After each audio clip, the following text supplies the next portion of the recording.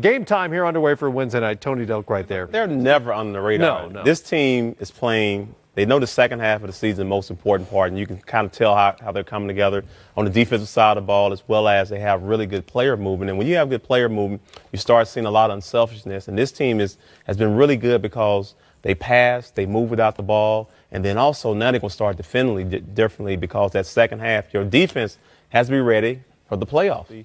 But I think what really has helped them out is just bringing Chris Paul. It's going to take a lot of pressure off of him. And he's still able to make plays for his teammate, knock down shots from outside, plays downhill. But what he's done a really good job of the last 2 years is be a facilitator. And when you have a guy that's unselfish like James Harden and you surround him with three-point shooters, it gives him driving lanes, and he's doing an excellent job getting inside. And his favorite guy at the basket is Capella. What they can do, they can win on the road. They're a team that traditionally, to win a championship, you have to be able to go win on the road, and they have done it, time and time again. And a team that plays excellent defense, especially in the playoff, they execute in the half court. And for Houston has a lot of players that have not played in the playoff, and definitely when you're talking about trying to get to the finals, you're going to have to go through Golden State Warriors. Very capable of making a run because they play good defense. They haven't always played good defense, but the problem has been is that shooting too many threes, not getting the ball inside to John Abuna, who hopefully will play, and that's what's going to help this team out, is understanding all the role players, but also not relying too much on the three-point line.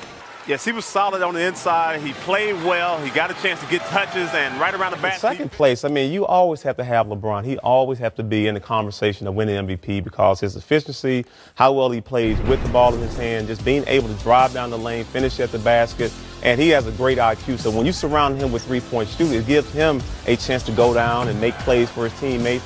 And another unselfish player. Like you said, Smitty, you have so many guys that are playing unselfish.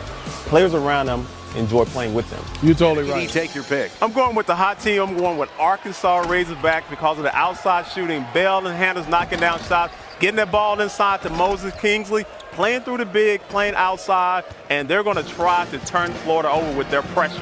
I have Mississippi State in this game.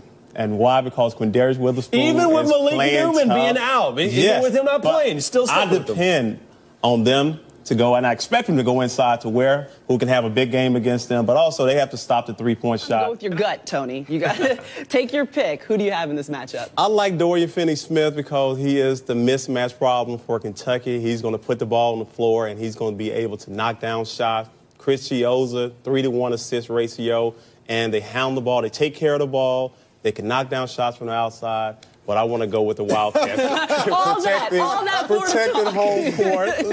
Murray and Ulis. And I'm hoping Alex Porthris comes to play like he did against Alabama. Jamal Murray is one of the best players. That's a great backdoor cut, set his man up. And what he's done an excellent job of this year is playing without the ball, taking advantage of a small defender, fading away. It's a tough play to stop, and then his ability to create off the bounce. This is what has made his game hard to guard, and also being able to step back, shoot the three. Jamal Murray has become one of the best players in this conference because Coach Cal has allowed him to play within his skill set. You control your own destiny. What team wouldn't want to be in that situation to win a game and then you get a chance to play another game? And I can tell you, being a player, I want to keep playing games. All right, so here we go. The 8-seeded Gators and the number 1 seed, Texas A&M. Tony? Jalen Jones, scorer. Caruso, leader.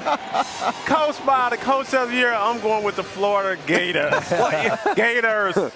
Really? All that?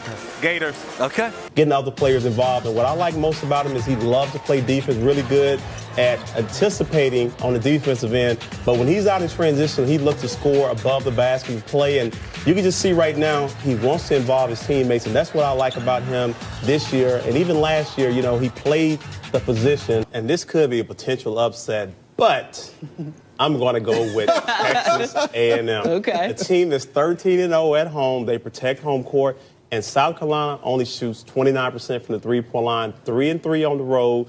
And they will have to knock down shots. And I think when you go on the road, it's tough to make shots in an opponent's arena. Three-point shooters, you have to have good movement on the outside, but also you have to utilize your inside attack. Get the ball into your big man, let him touch it, play through him. Outside shooting will be important, as it is in most tournaments, knocking down shots.